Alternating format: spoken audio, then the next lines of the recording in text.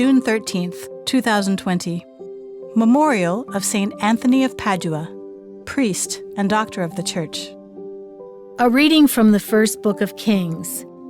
Elijah set out and came upon Elisha, son of Shaphat, as he was plowing with 12 yoke of oxen. He was following the 12th. Elijah went over to him and threw his cloak over him. Elisha left the oxen, ran after Elijah and said, "Please let me kiss my father and mother goodbye, and I will follow you." Elijah answered, "Go back. Have I done anything to you?" Elisha left him, and taking the yoke of oxen, slaughtered them. He used the plowing equipment for fuel to boil their flesh, and gave it to his people to eat. Then he left and followed Elijah as his attendant. The word of the Lord. The responsorial psalm. The response is, "You are my inheritance, O Lord.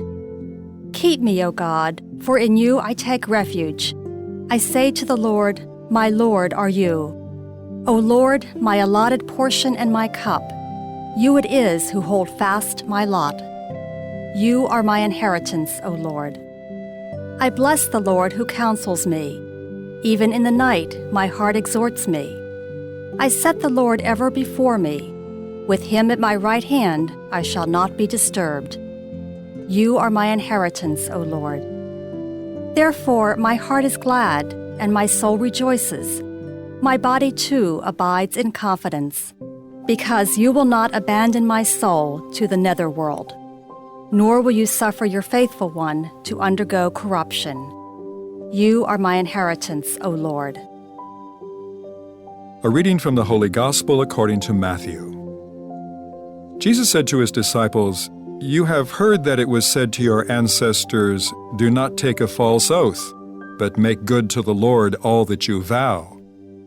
But I say to you, do not swear at all, not by heaven, for it is God's throne, nor by the earth, for it is his footstool, nor by Jerusalem, for it is the city of the great King. Do not swear by your head, for you cannot make a single hair white or black.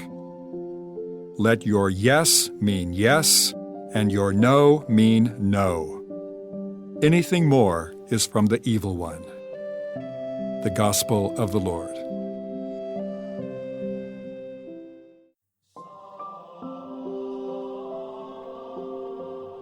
This is Catholic Daily Reflections for Saturday of the 10th week of Ordinary Time. Today's reflection is entitled, Being Honest.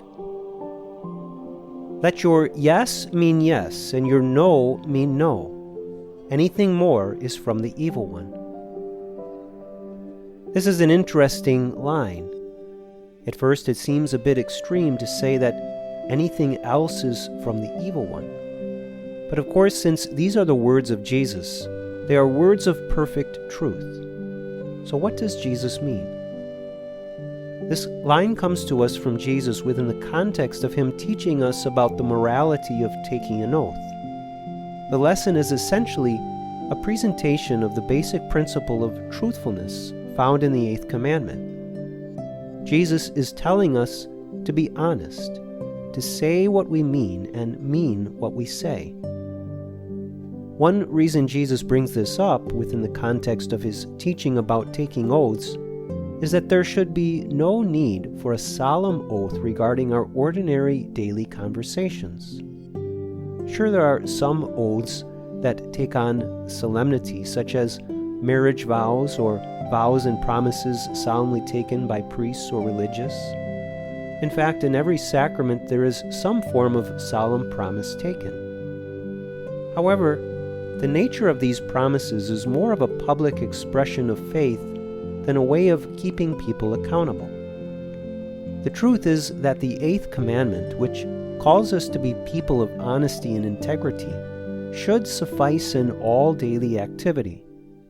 We do not need to swear to God about this or that.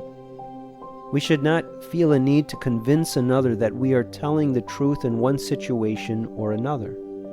Rather, if we are people of honesty and integrity, then our word will suffice, and what we say will be true simply because we say it. Reflect today upon how honest you are in all areas of life.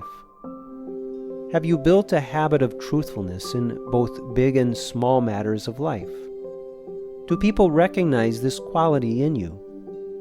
Speaking the truth and being a person of the truth are ways of proclaiming the gospel with our actions. Commit yourself to honesty today, and the Lord will do great things through your spoken word. Let us pray.